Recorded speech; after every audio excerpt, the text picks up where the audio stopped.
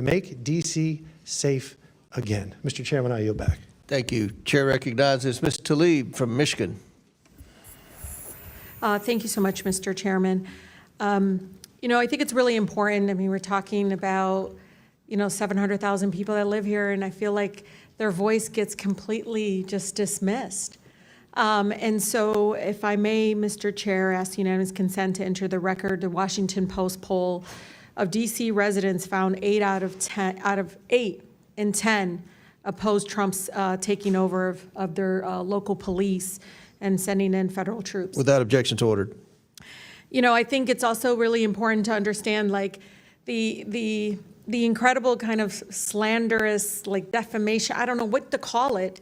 They're just burying Washington, D.C. You just heard them speak about our nation's capital in that way, in a way that I feel very much like that's not what I see. I see people walking around with their families, people enjoying time to see these beautiful, incredible, beautiful monuments and everything. And there's a pride here too.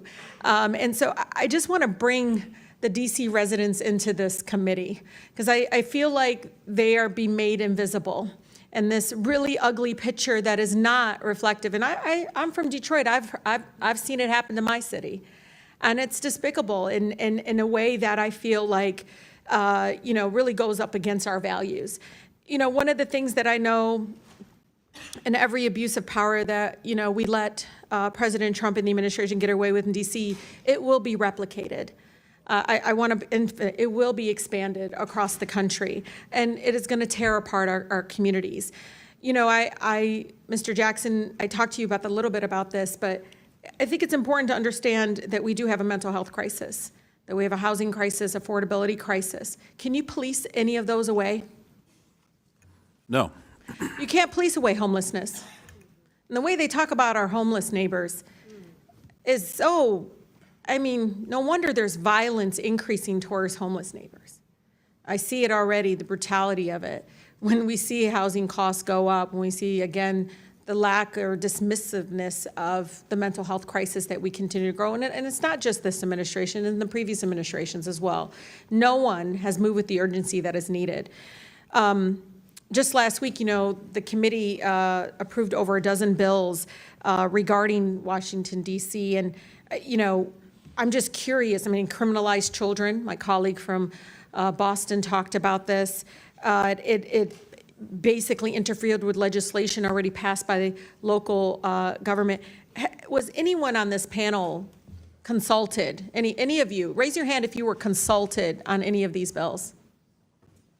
Yeah. We were not.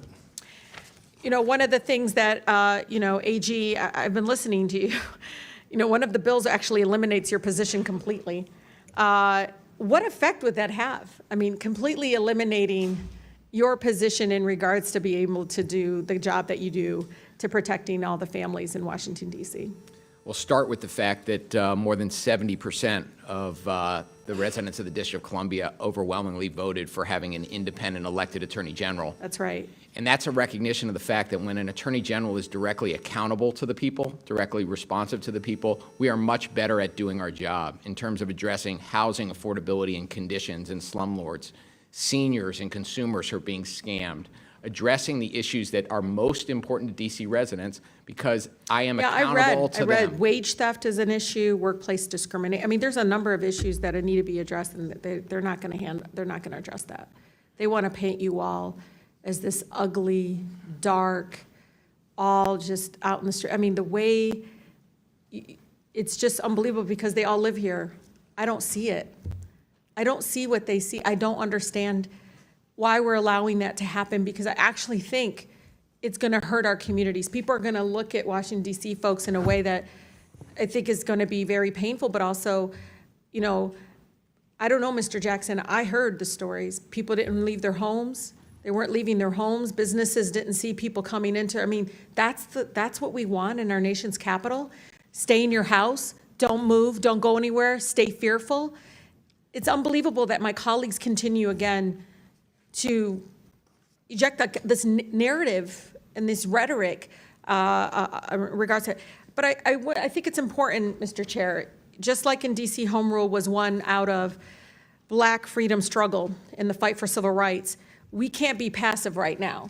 So nobody over there should take anything we say like so personally as if we're attacking them. No, we're attacking a process. We're not attacking people here. And I think it's really important. We need to stand up against this fascist takeover. That's not a bad word. It's a fact. And here in DC and across the country, it is so incredibly important, Mr. Chair, that this committee does not allow rhetoric that defames and or paints Washington, D.C. in a way that you all haven't really truly seen. You're just reading it. No, you're just reading it or something off of some. Will the gentlelady yield to a question? Yeah, I think it's really important. Will the gentlelady No, I don't yield? yield. I don't even have time. I can Well, tell you. your time's expired. It is Ms. expired, but Tlaib. I've Mr. been Chair. nice. But you all live like here, Ms. and Tlaib. you're not telling people the beautiful parts that you do see in our Ms. nation's Tlaib. capital. And no, it's just wrong how we're No, doing it. Chairman, I think Wrong. it's insane that But the you're gonna gentlelady look doesn't at have an Oregon, argument, but she's going to Washington, D.C. as a refer bunch to of me and some of criminals. my You yield to colleagues. Mr. Chair, Donald. We were you from the know Third this. Reich. This is You're insane. gonna look at It's 14, insane. 15-year-olds as It's a bunch of insane. criminals? It's insane. Oh, Do I look like a you're member of the insane, Third Reich to you, Ms. Please, Tlaib? please, Is that what I look like please. to you? You're the one taking your voting Is that what card, you think? giving it Is that to what you somebody, think? giving Is it that to what you crime. think? No, that's unethical. I think it's radical and I think should- it's no, you insane. should And be I'll held respect everything that you say. accountable. Before you But to open your say mouth, something like you that should be to held myself and a lot of my accountable. colleagues is way out of line. I'm not the It's one way out of giving line. my voting It's card way out of to line. someone Regular to order, go Mr. vote. Way out of You line. don't wanna vote. Regular order. That's okay. But it's okay, right? That is not how it It's goes. okay, right? You hold yourself accountable before you talk about Hold Washington, myself D.C. accountable. Mr. Tlaib. Washington, D.C. Hold your out own of your self mouth. accountable. How Keep about it out of that? your mouth. Hold your own I'm self trying, accountable. Mr. How about that? Free DC and make sure you All right. vote with your own voting card. Don't be giving it to Ms. somebody else. Tlaib. All right, time. Chair recognizes Ms. Boebert from Colorado. Order. Wait a minute, Ms. Boebert. All right. Order. Ms. Boebert. Thank you very much, Mr. Chairman. This has certainly been lively today.